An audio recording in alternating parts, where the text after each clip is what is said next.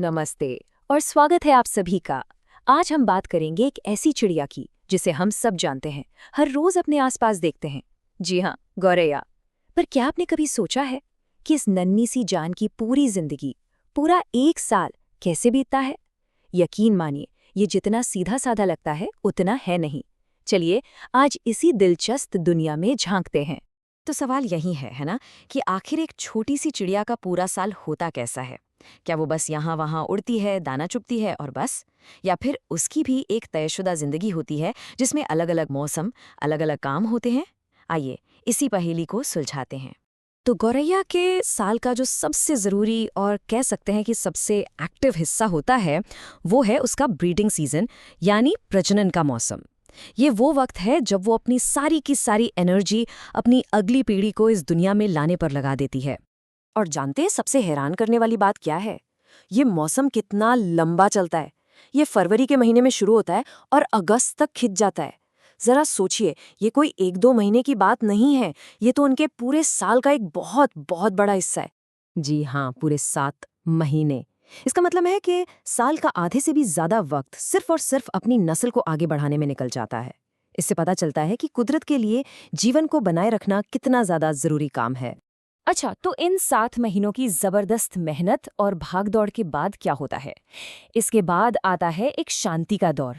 ये वक्त होता है आराम का, अपनी सारी खोई हुई ताकत और एनर्जी को वापस पाने का। और ये हम यूं ही नहीं कह रहे, रिसर्च भी यही बताती है। साफ साफ कहा गया है कि उनके प्रजनन के चक्र के ठीक बाद एक आराम का दौर आता ही आता है। ये कोई ऑप्शन नहीं है, ये उस साइकिल का एक बहुत जरूरी हिस्सा है। तो ये समझना बहुत जरूरी है कि ये सिर्फ सुस्ती या आलस नहीं है, बल्कि ये एक बहुत जरूरी ठहराव है, एक तरह का रिकवरी फेज जो उन्हें आगे की चुनौतियों के लिए तैयार करता है। असल में ये कुदरत का नियम है, काम और फिर आराम। ये बैलेंस हर जगह काम करता है। तो ठीक है, ब्रीदिंग हो गई, आराम भी हो गया। अब क्या? अब आता है इस साइकिल का तीसरा और सबसे कमाल का फेज। ये है काया पलट का समय, मतलब खुद को पूरी तरह से बदलकर एक नई शुरुआत के लिए तैयार होना।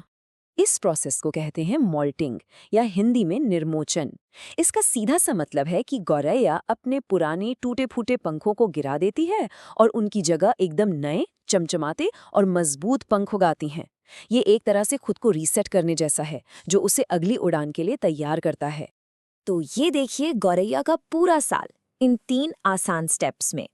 पहला, फरवरी से अगस्त तक वो लंबा सा ब्रीडिंग सीजन, फिर पूरी ताकत वापस पाने के लिए आराम का जरूरी फेस, और आखिर में मॉल्टिंग, यानी नए पंखों के साथ एक नई शुरुआत।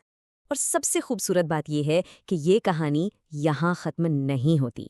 ये जीवन का एक पहिया है जो घूमता रहता है, कभी रुकता नहीं। मॉल्टिंग के बाद गौरैया एक बार फिर अगले ब्रीडिंग सीजन के लिए तैयार हो जाती है, और ये साइकिल साल दर साल ऐसे ही चलता रहता है। तो मुद्दा ये है कि जिस चिड़िया को हम इतना साधारण समझते हैं, उसकी जिंदगी असल में इन 3 बेहद जरूरी पड़ावों के एक जटिल चक्र में बंधी है: प्रजनन, आराम और कायापलट।